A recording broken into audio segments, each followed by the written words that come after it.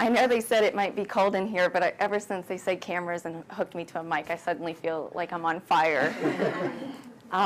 Thank you all for coming here today. I want to tell you a little bit of why I'm here today and why I'm a big part of this, or this is a big part of my life. In 2001, when we came here, we actually came at the end of the year, at the end of the baseball season. And then we went home and we came back, and it was the first time my husband and I had ever been separated for spring training, because the kids were old enough, they were in school now, that jumping up and leaving halfway through the school year was not an option anymore. So he went down to Tucson. And only about a week after he left, I had gone for another appointment, and the doctor was giving me the physical because I was a new patient. And he said, I don't like the spot on your back. I think you need to have it biopsied. And I said, well, I've been looking at it for 2 years. It hasn't changed. And he said, no, you're in Arizona, and it's a problem here. Now, my husband grew up here, but I grew up in Maryland. So he actually made the appointment. I went in, and on my lunch hour, I had no help. I had 3 kids, 5, 3, and 1, and I said, you have to cut it off now. I don't have any babysitting. I got a half-hour wait now. Will you please do it now? And he said yes, and he cut it off, and he handed me a piece of paper, and he said, in 10 days, I want you to call and punch in your Social Security number. Well, the next day, as everything always happens, at 8 o'clock at night, when all the offices are closed, my phone starts beeping, and it's the doctor on it had left a message, and he said, I need to see you first thing in the morning. Well, I knew that that couldn't be a good thing. So I called my sister-in-law, who immediately fell apart. So I called my husband at spring training, and I said, listen to this message, what do you think? He says, I think you need to call. Now, me being, you know, a mom and not wanting to interrupt, I said, I can't call him, you know, he's home. His time off, you know, he shouldn't have to be called at home.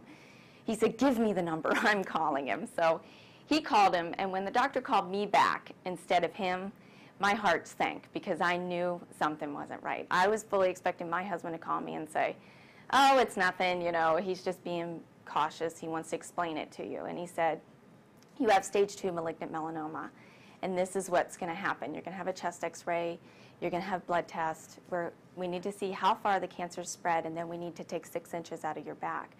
You need to get in touch with a plastic surgeon. And the whole time I'm thinking, wait a minute, I really thought that when I had this taken off that it was over.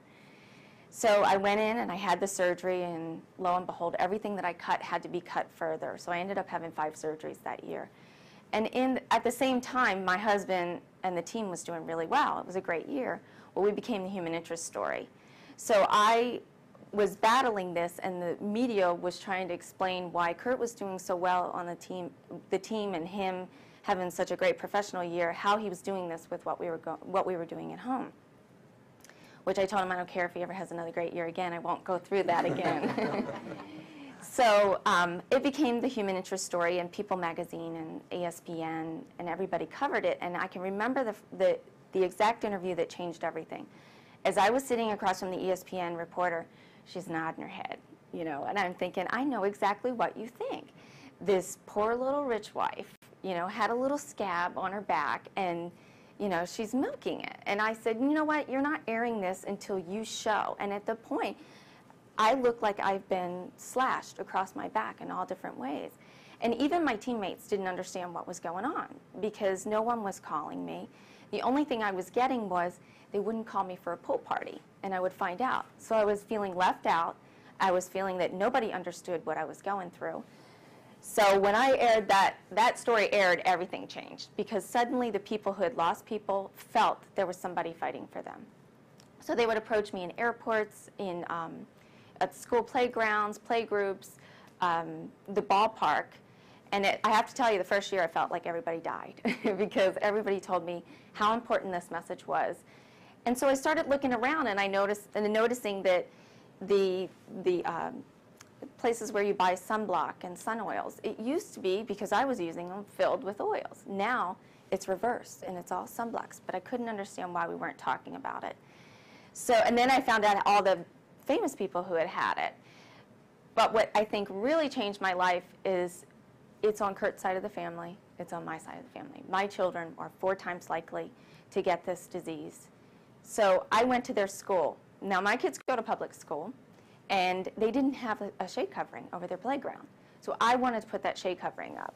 So I went in and I said, I want a shade covering up. What do I need to do? How much does it cost? That one shade covering cost $10,000 over the big playground.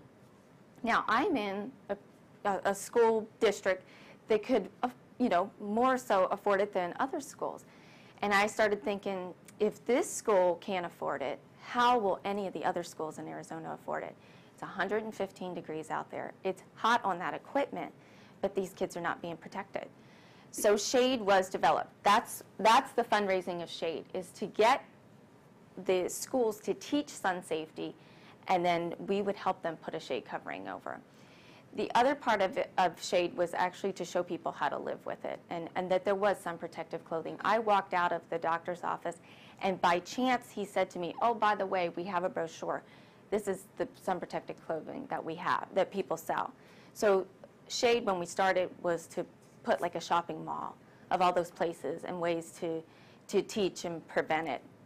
And it just seemed to snowball from there. It was time. Like, it was time to teach kids about drinking, the dangers of drinking, wearing seatbelts. I didn't wear a seatbelt when I was a kid. All those things, this is time. We know it's time. When there's 1 in every 5 children, that's just too high of a number. That's 5 kids from my children's classroom. How would I feel 20 years from now if I knew one of the children that my kids went to school with died from melanoma and I sat back and did nothing? And I have to be honest, it's not always easy to do it. A lot of time is spent away from my family doing this, but my family understands, and it's important to them. One of the great stories that I have about doing the shade thing is there was a little girl who came up to me, and her mom said, she's really embarrassed. She has no idea who your husband is, but she knows who you are. And I said, oh, we must have put a shade up at her school. And she said, yes, and she wants to say hi to you. So she wants to say thank you. So she came up and she said, thank you very much. I asked her, do you know why I did it? And she said, how did she put it? You did it because you got skin cancer. And I told her, no, I had done it because I didn't want her to grow up and get skin cancer.